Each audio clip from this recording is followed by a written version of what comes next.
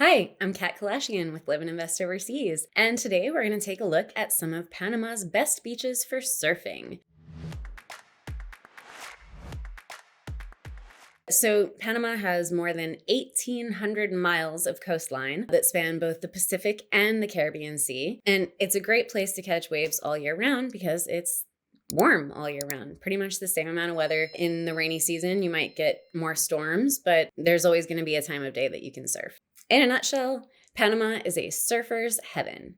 Do be careful though, especially if you're a beginner, because beginner's beach here can pretty quickly turn into an advanced one in the right conditions. So always keep an eye on the tide, the winds, any kind of current change that could have an impact on the waters, the riptides, etc., because they are no joke, especially on the Pacific side of the coast. So if you are a beginner, make sure you go to a beach with plenty of other people around, possibly a lifeguard, depending on where you go, and possibly even somebody telling you what the conditions are. If there's a surf school nearby, for example, they can help you to discover what the conditions are going to be. So let's get into it. And this will be your beginner's guide to surfing in Panama. So first, we're going to start with some Pacific beaches that are just within a couple hours of Panama City, the capital. First up, we have Punta Chame. It's a great option for surfing very close to the capital. It's only about an hour and a half away.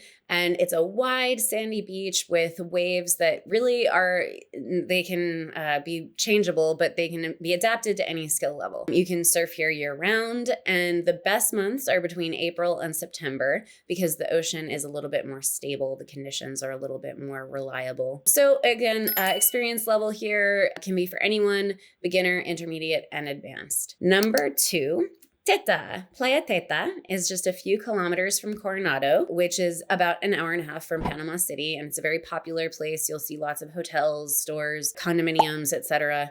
Around the area of Coronado that we like to call the City Beaches area, because it's not just Coronado anymore. That was the original town there, but there are so many more towns there now that it's become much of a much bigger area. So this is just down the road from Coronado, and it's named after the river that runs in front of it, so the Rio Teta. And it is basically an exposed reef and point break that has usually consistent surf that comes from ground swells. It's got ideal winds coming from the northwest. The best winds are coming from the south-southwest, and the beach rarely gets too crowded, which is another plus. You should be aware of riptides and rocks under the water here, so maybe a good place to bring your water shoes. And if you're thinking that you might wipe out, be careful of the rocks under there. For beginners, the Morrillo Teta Surf School gives daily lessons for all ages at just $25 an hour. So here you can be a beginner, intermediate, or advanced. You just want to be aware, maybe talk to the surf school if you are a beginner, just to make sure that you're comfortable with the conditions that day. Number 3 is El Palmar.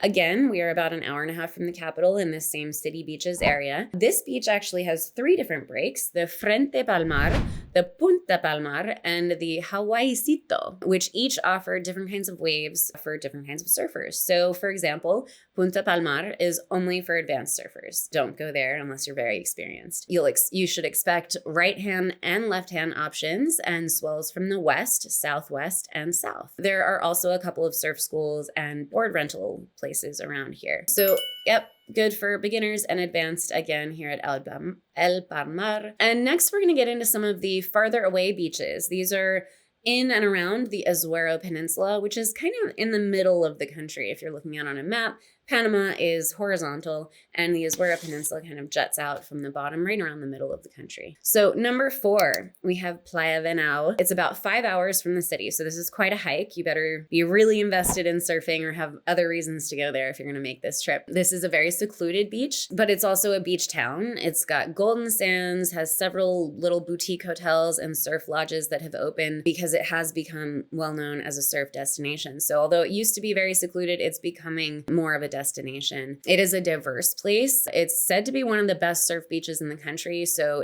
it's become very popular with young travelers and surfers of all skill levels. And because of those international surfers coming in, it's now an up-and-coming kind of global food scene.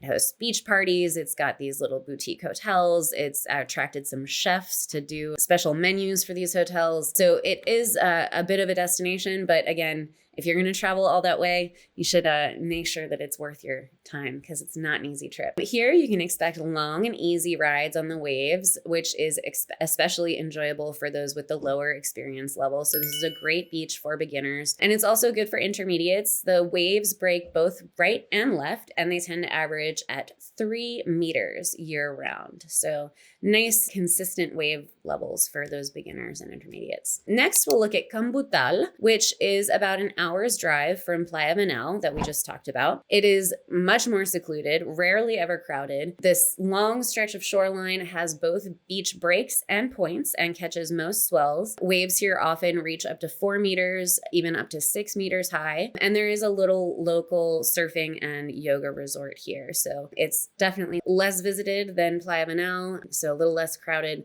But again, you've got the amenities there of the local surfing school. This one is good for beginners, intermediates, and advanced. Next, we'll look at Morrillo, which is about an hour and a half by car from Santiago, which is about 3.5 hours from the capital. So Santiago is right above the Azuero Peninsula. So it kind of marks the halfway point across the country as well if you're coming from Panama City and driving to the west. So here, Morrillo is about 4.5 hours from the capital, about half hour from Santiago.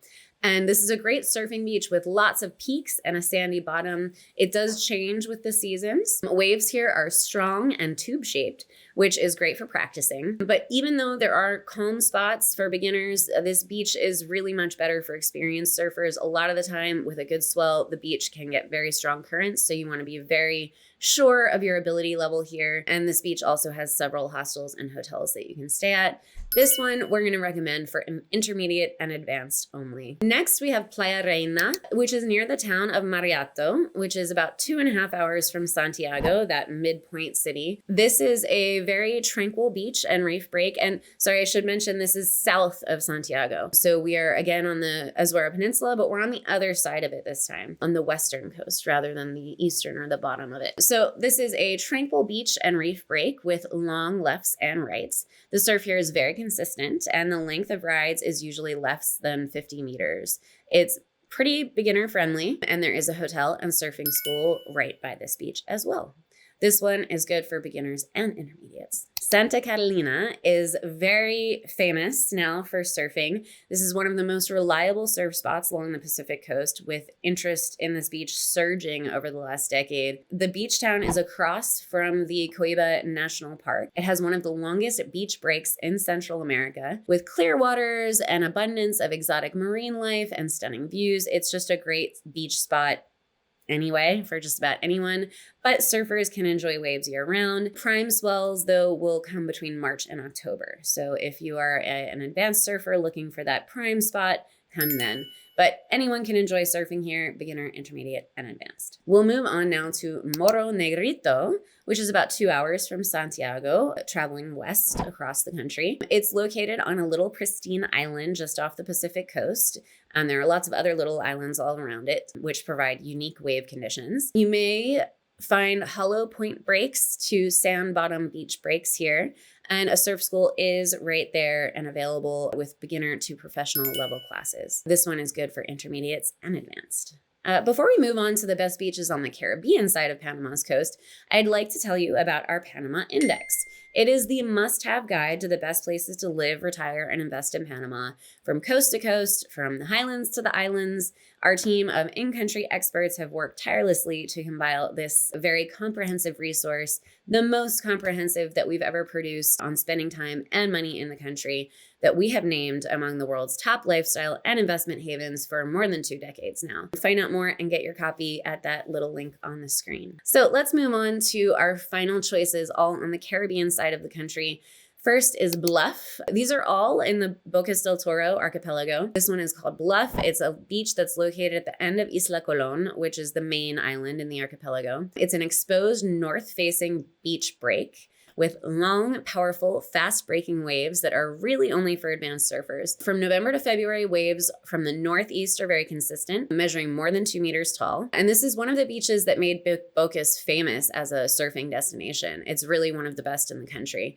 The beach itself does not have services or amenities. It's a 30-minute car ride back to Bocas town, where you'll find town and all its amenities. So definitely be advanced and be very confident in your skills there, and make sure to bring a friend because you don't want to get stuck there alone for sure. All right, number 11, Paunch. This beach is also known for its very long waves. It's the closest surf spot to Boca's town, and it's got stellar surf breaks that can be suitable for all experience levels. It's most suitable though for the higher levels. In Paunch, when the swell is very big, the left side has big, powerful barrels.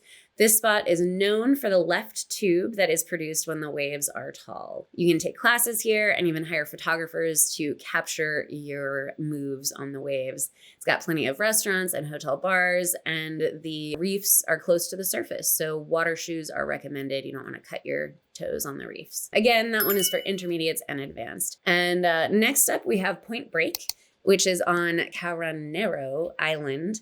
And you'll find several of the top surf spots here as well. Point Break has 5 different points with waves that go from 1.2 meters to 3.6 meters. With the right angle, perfect tubes can be achieved here.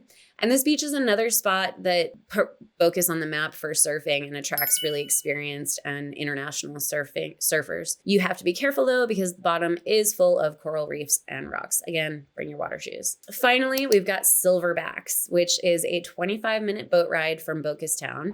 You can get to Isla Bastimentos and the Silverbacks beach from there. This is the area's most famous surf beach with the largest surf breaks. The waves can reach up to 6 meters and are difficult to maneuver. This spot is only for professional big wave riders exclusively. So this is another level above, even advanced. Don't go there. You better be professional Olympic level surfer. Some honorable mentions here that I'm going to add in are Guanico and Azuero, Dumpers in Bocas del Toro, Palo Seco in Veraguas, and Isla Quebaco in Veraguas. So there you have it. Some great beaches to check out for surfing in Panama. Of course, Panama is great for surfing, but it has so much else to offer, from lifestyle to investment opportunities. So click here if you'd like to learn more about Panama. Happy trails.